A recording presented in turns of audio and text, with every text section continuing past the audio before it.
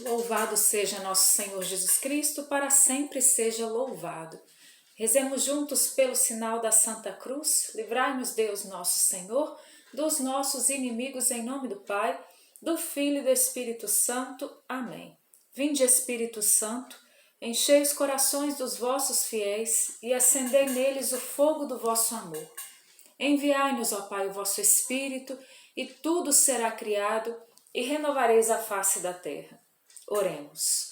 Ó Deus, que instruíste os corações dos vossos fiéis com a luz do Espírito Santo, fazei que apreciemos retamente todas as coisas, segundo o mesmo Espírito, e gozemos sempre de sua consolação, por Cristo Senhor nosso. Amém.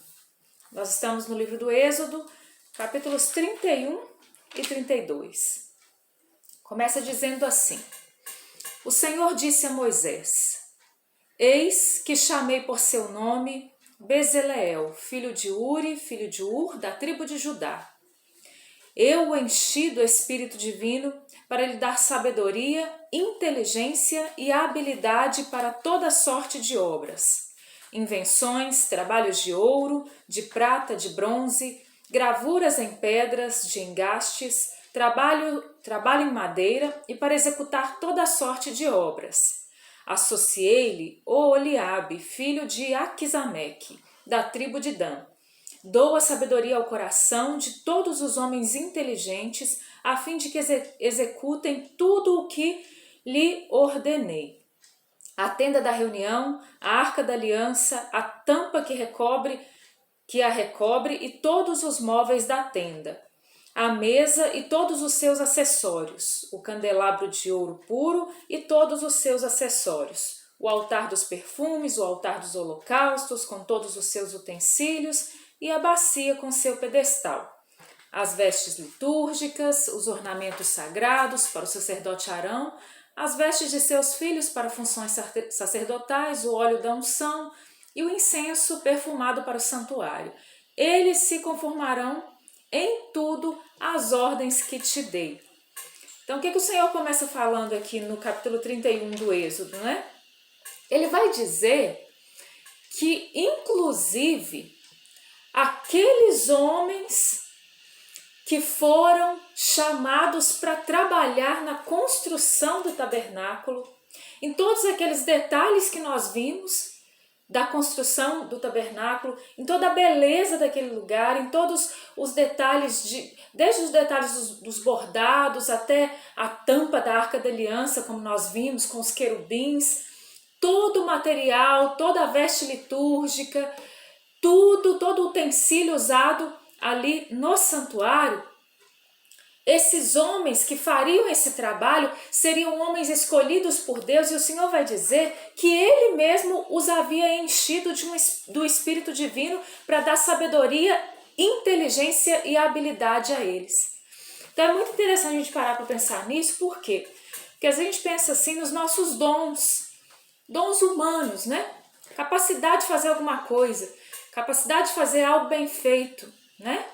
Então, nós temos que entender que até mesmo a capacidade humana que nós temos de fazer alguma coisa bem feita, foi Deus que nos deu, né? A gente vê que nós vivemos num mundo, né, de orgulhosos, né? Nós somos muito orgulhosos, e aí qualquer coisinha boa que a gente faz, a gente fala assim, nossa, olha que coisa boa que eu fiz, né? Aí quase que a gente coloca aqui, igual no Antigo Testamento, né? Quase que a gente coloca lá no altar e vai adorar aquela peça que a gente fez, né, muitas vezes. Por quê? Porque a gente acha que nós somos capazes de fazer as coisas com perfeição. Mas quem nos dá, antes de tudo, a graça de fazermos as coisas bem feitas é Deus, né?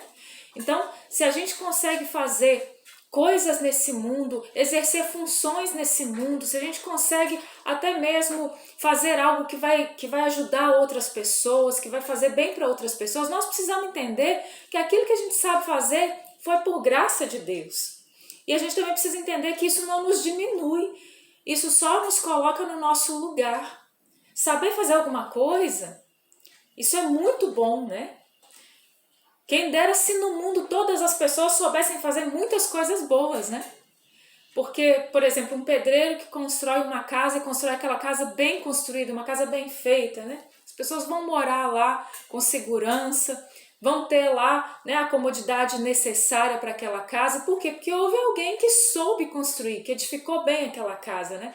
Mas aí, se todos os pedreiros aí não soubessem fazer coisa nenhuma, aí a casa durasse aí 5 anos e daí a pouco tá cheia de trinca, de rachadura e caísse, né?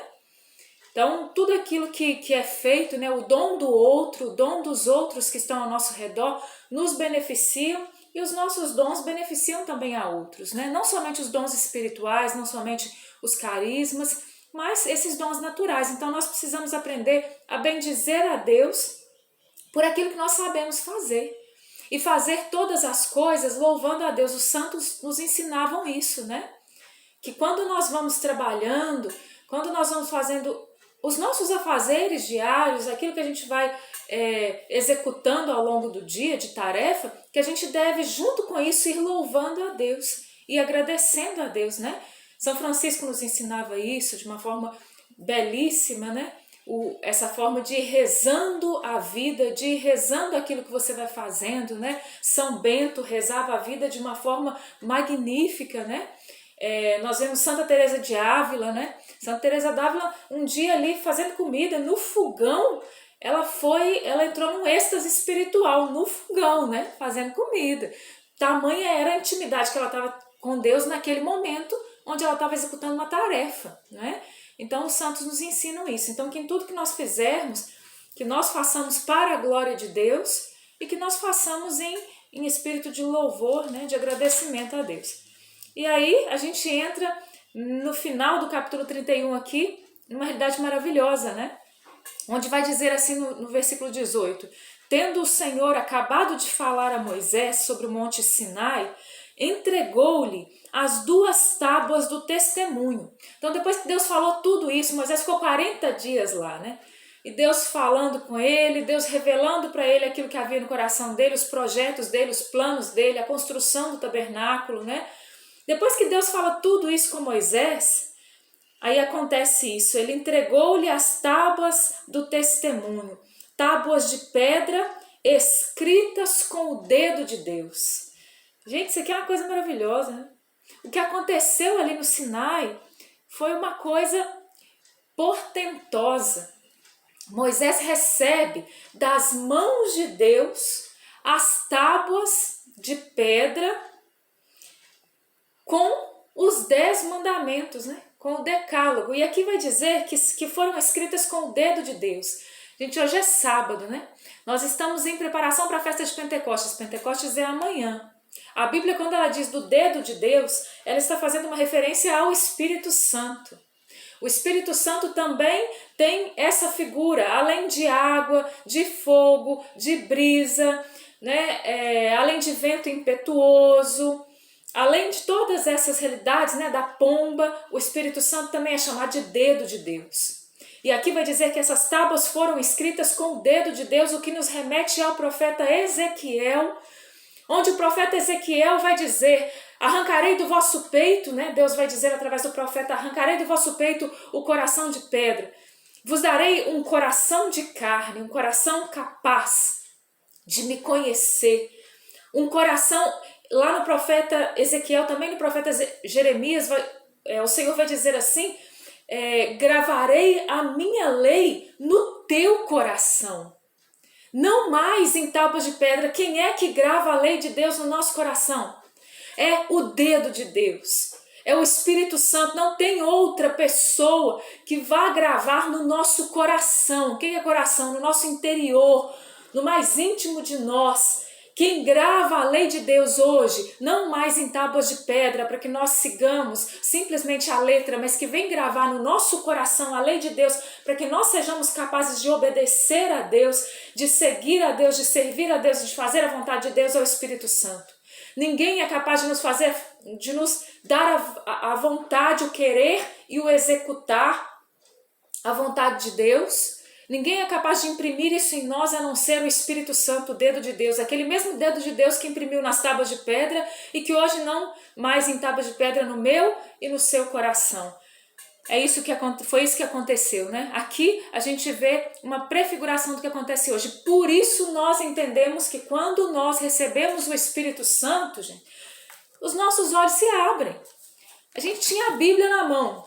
E aí a gente se arriscava a ler ali algumas páginas da Sagrada Escritura. E a gente não entendia bolhufas do que estava falando ali. Eu lembro que eu, na minha juventude, né, bem jovenzinha, eu cismei de ler o Apocalipse. Nem na igreja eu ia direito. Aí eu li o Apocalipse com o dragão de não sei quantos chifres, o dragão assim, né? Aí aquela tanto de figura de linguagem do Apocalipse, falei, meu Deus do céu, o que é isso? Negócio mais doido, né?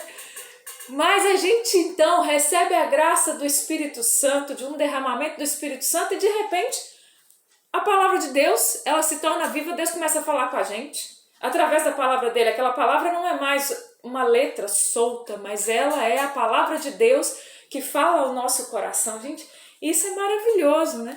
É isso que o dedo de Deus faz, quando grava no nosso coração a lei dele, né? Vamos continuar. Mas, como nós, aquele povo era um povo recalcitrante, um povo de cabeça dura. Moisés estava lá, gente, desgastando na montanha. Acha que era fácil ficar na montanha 40 dias? Acha que era fácil, né? Ficar lá igual um eremita na montanha? Não era fácil não, né? Exigiu um grande esforço de Moisés ficar 40 dias no monte. Moisés ficou por causa daquele povo de cabeça dura. Enquanto Moisés estava lá, eles falaram assim, capítulo 32. Arão, vem cá. Aquele tal de Moisés que tirou a gente do Egito, Arão, sumiu. Desapareceu. Já tem quase 40 dias que o homem desapareceu por aí. Então ele tirou a gente do Egito e picou a mula. Então, Arão, nós precisamos de um Deus para caminhar à nossa frente. Faz um Deus para nós. Arão vai no capítulo 3 e Arão faz isso. Fala assim com o povo. No capítulo 2.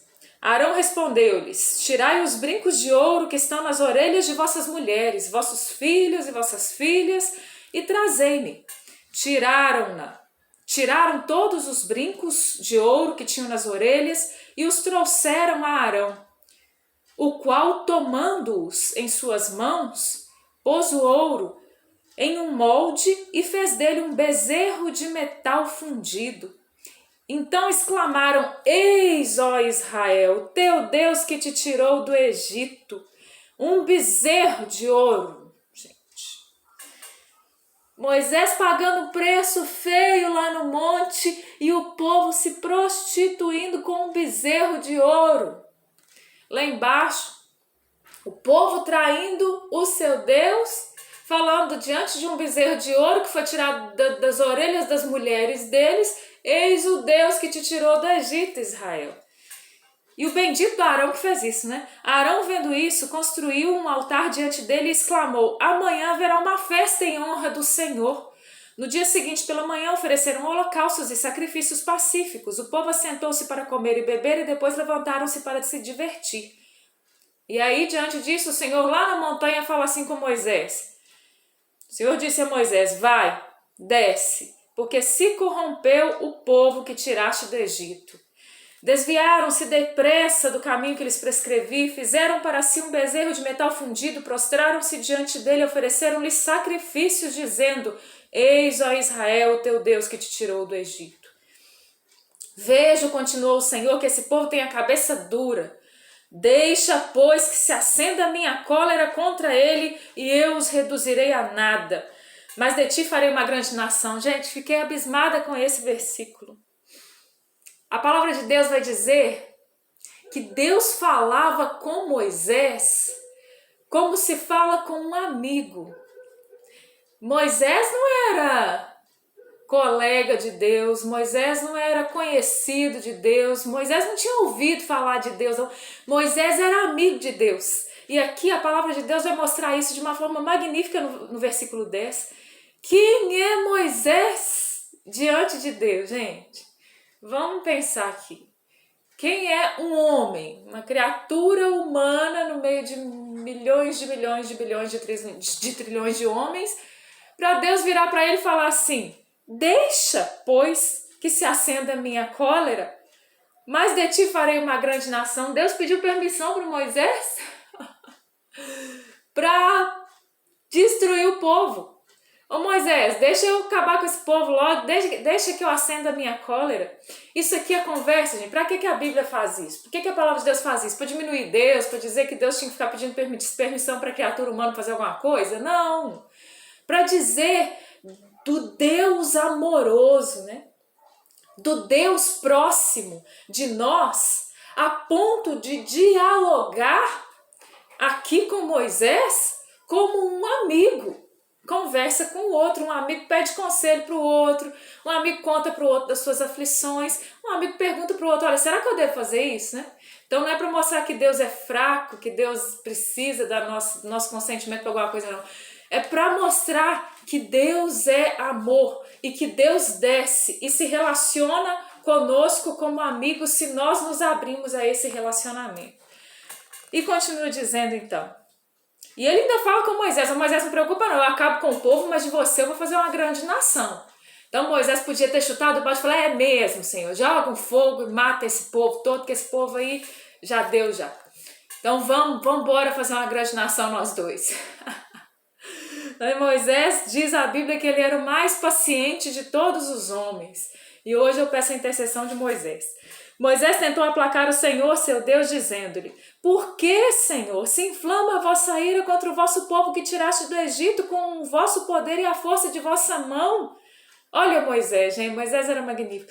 Não é bom que digam os egípcios, com mau desígnio os levou para matá-los nas montanhas e suprimi-los da face da terra. Aplaque-se vosso furor e abandonai vossa decisão de fazer mal ao povo. Lembrai-vos de Abraão, de Isaque, de Jacó, vossos servos, aos quais jurastes por vós mesmos de tomar sua posteridade tão numerosa como as estrelas do céu e de dar aos seus descendentes essa terra de que falastes como uma herança eterna. Então Moisés vira para o Senhor e fala, Senhor, não faz isso não. Faz isso não, sabe por quê, Senhor? O Senhor tirou o povo do Egito, o que o povo vai falar lá do Egito? Eles viram seus portentos e vai falar assim, lá, Deus tirou o povo do Egito, vai fazer o povo morrer agora. Lembra, Senhor, de Abraão? O Senhor falou com Abraão, Senhor, falou com Isaac, falou com Moisés, o povo já está se tornando um povo numeroso. Vamos tentar fazer com esse povo mesmo? Vamos dar uma oportunidade para ver se nesse deserto aqui duro, se essas cabeças duras quebra, Senhor. Peraí, não mata todo mundo ainda não? Né? Olha só, e o Senhor se arrependeu das ameaças que tinha proferido contra o seu povo. A Bíblia traz uma linguagem humana para falar de Deus, porque a gente não vai falar de Deus com a linguagem divina, que a gente não é Deus, né? Então a Bíblia vai dizer que o Senhor se arrependeu das ameaças que tinha proferido contra o seu povo. Gente, o que seria de nós se não fossem os intercessores, hein? Seria de nós se não tivesse uma igreja orando nesse mundo? Seria de nós se não fossem homens e mulheres que estão postados na brecha 24 horas por dia intercedendo pela humanidade? O que seria da humanidade se não houvessem homens e mulheres postados na brecha, rezando o terço, o rosário, rezando novena, rezando... O que o povo está rezando aí? Rezando o ofício das leituras, né? De madrugada, rezando com Frei Gil às 4 horas da manhã, rezando no convento, no mosteiro, rezando, celebrando a missa em cada país, e por causa do fuso horário, a gente sabe que tem missa de manhã, de tarde, de noite, por causa do fuso horário, em algum lugar do mundo está se celebrando a missa, né? O que seria de nós se não tivessem pessoas fazendo sacrifícios, penitências, jejuns? O que seria de nós se não tivessem homens e mulheres consumindo a sua vida na santidade, né? Como eu vi ontem e achei maravilhoso, Padre Jonas, gente, Monsenhor Jonas Abib está com câncer, né?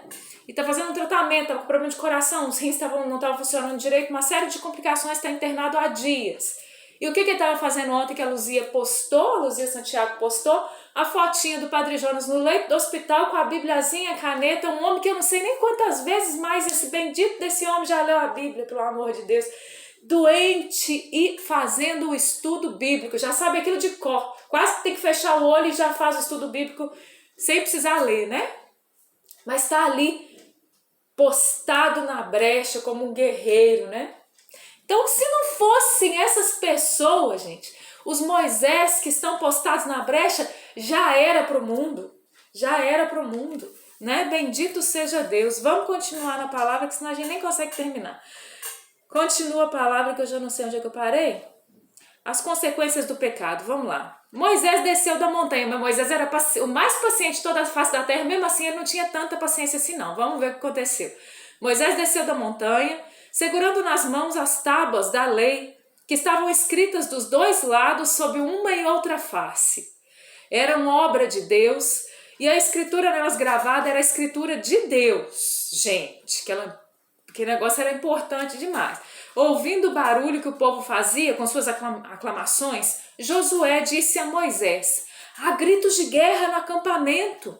Não, respondeu Moisés, não são gritos de vitória, nem gritos de derrota, o que ouço são cantos. Aproximando-se do acampamento, viu o bezerro e as danças. Sua cólera se inflamou. Aquele mesmo homem que acabou de falar com Deus assim: ô Deus, não inflama a cólera não?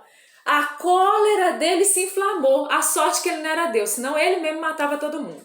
Aproximando-se do acampamento, viu o bezerro e as danças. Sua cólera se inflamou, arrojou de sua mão as tábuas e quebrou-as ao pé da montanha. Sorte dele que ele era amigo de Deus, porque se ele perdeu a paciência, na hora que ele viu aquela, me perdoe a palavra, que é a cagada toda que o povo estava fazendo, ele perdeu a paciência, pegou as tábuas de pedra que Deus deu para ele, gente, jogou no chão de raiva. Jogou. Em seguida, tomando o bezerro que tinham feito, olha o que ele fez com o bezerro. Moisés é gente boa pra caramba. Queimou-o e esmagou, até reduzi-lo a pó, que lançou na água e deu de beber aos israelitas. Moisés, com tanta raiva, Deus já tinha falado com ele: Moisés, o povo fez um bezerro, Moisés, de ouro, tá lá, Moisés. Deixa minha cola inflamar. Não, Senhor, eu faço não. E contorna ali a situação, né? Aí ele vê, na hora que ele vê com os olhos dele, né? Ele sabia. Uma coisa é a gente saber, né, gente? Outra coisa a gente vê. Na hora que Moisés viu, Moisés ficou com tanta raiva, se inflamou a cólera, pegou as tábuas da lei de raiva. Ele não estava com raiva de Deus, ele estava com raiva do povo. Mas ele pegou as tábuas de pedra que Deus tinha escrito com o dedo de Deus. Jogou no chão, pegou o bezerro, reduziu o bezerro a pó, colocou na água e falou: bebe. Agora vocês vão tomar o objeto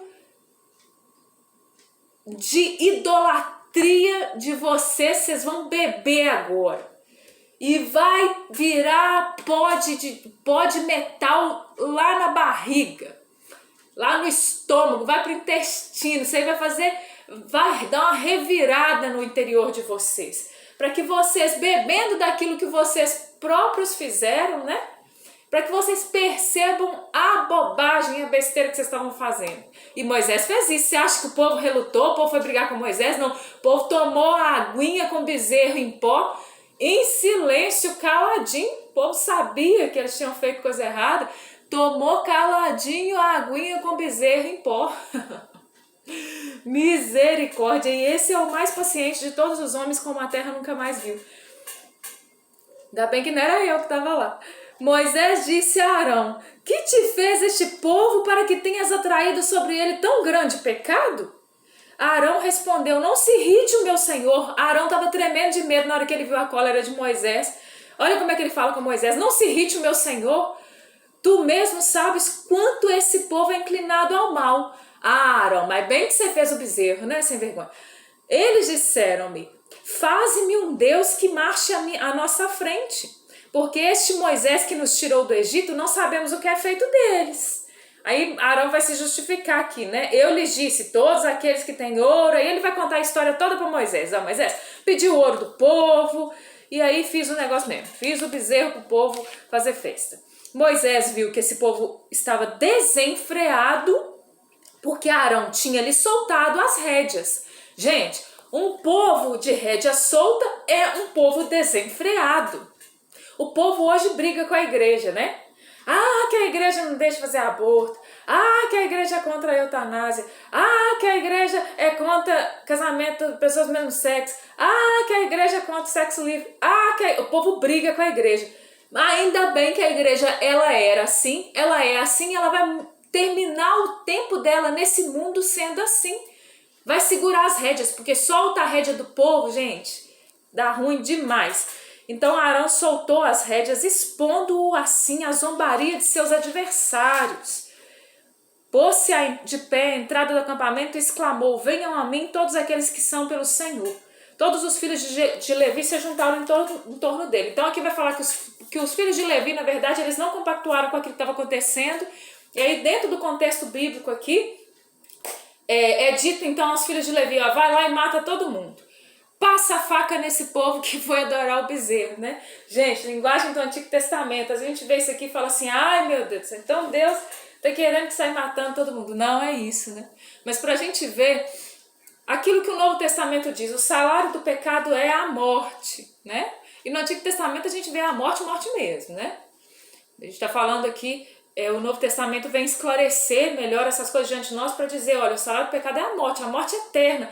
E venhamos e convenhamos que a morte eterna ela é muito pior do que a morte física, né?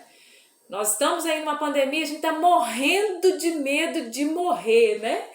Morrendo de medo de morrer. Redundante. Mas aquele medo de pegar o vírus, de internar e de morrer. Tem que ter medo mesmo, que a gente tem que cuidar da vida, né? Mas a gente tem mais medo de morrer, gente, de Covid, do que de ir pro inferno. Sabe por quê?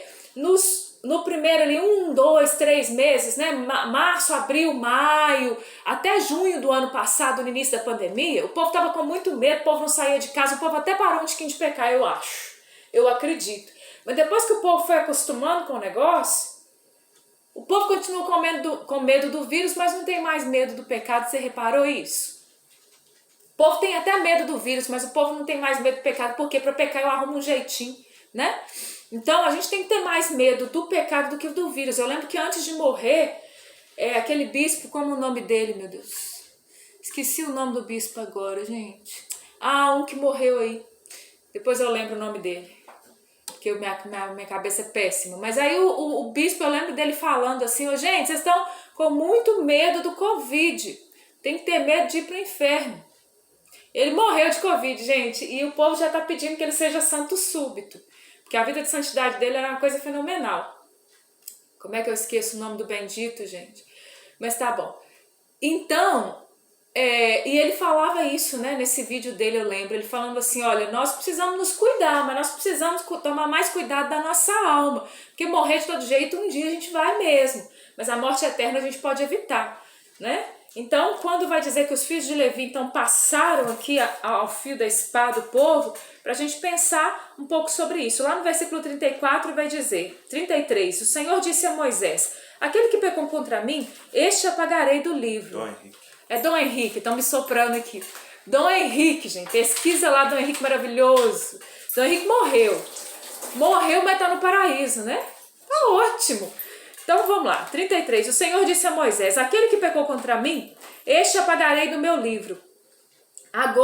Vai agora e conduze o povo aonde eu te disse. Meu anjo marchará diante de ti. Olha só o que vai dizer, gente. O Senhor disse a Moisés, aquele que pecou contra mim, este apagarei do meu livro. Apagarei do meu livro, gente? Não está falando de vida eterna, não. Está falando de vida eterna. Este que pecou contra mim, apagarei do meu livro. Que tristeza. Sabe como que eu imagino o livro da vida, gente? Eu não sei se você se comparando para pensar nisso, não. Mas a minha mente vai longe no livro da vida, né? E eu fico imaginando o livro da vida não como um livro assim estático, sabe? Sempre imaginei isso. Isso aí sou eu, Charlene, falando, viu, gente? Eu sempre imaginei o livro da vida assim.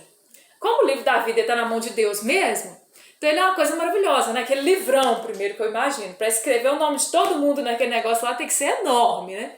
E aí eu imagino assim, chegou lá e escreveu, né? Meu nome lá, Charlene, maravilha. Escreveu meu nome lá, no livro da vida, né? Mas eu, pelas minhas opções, eu vou na contramão. Aí eu vejo, sabe quando a gente vê nas histórias de conto de fada, que tem escrito lá e as letrinhas brilham assim e somem? Eu vejo isso no livro da vida, gente. Meu nome tá lá, Deus quer me salvar, Jesus já morreu no meu lugar. eu até comecei a caminhar com Deus, meu nome tá lá bonito no livro da vida, e eu vou na contramão, eu só vejo aquele nome sumindo do livro da vida, né? É o que Deus está falando aqui, Moisés, preocupa não. Esse povo, então, que foi na contramão, que não quer saber de mim e que fez essa bobagem toda aí, eu apagarei do livro. Tá escrito aqui, não tá não? Vai agora e conduze o povo aonde eu te disse. Meu anjo marchará diante de ti. Aí Deus pôs um ponto final na história aqui. Foram os levitas, mataram o povo lá. O resto do povo que sobrou, Deus falou assim, ó, Moisés, bola pra frente que não dá pra parar não. Vai agora e conduze o povo aonde eu te disse, Moisés. Vamos lá. Diz, e ele volta a dizer aquilo que ele falou nos capítulos anteriores. Meu anjo marchará diante de ti. Mas no dia da minha visita eu punirei o seu pecado. O pecado do povo. Feriu o Senhor o povo por ter arrastado Arão a fabricar o bezerro. Amanhã a gente vai ver de uma forma mais explanada como é que vai acontecer o perdão do Senhor diante desse pecado do povo que atraiu a cólera divina, né? Mas é interessante, né? Interessante o bola pra frente de Deus aqui com Moisés.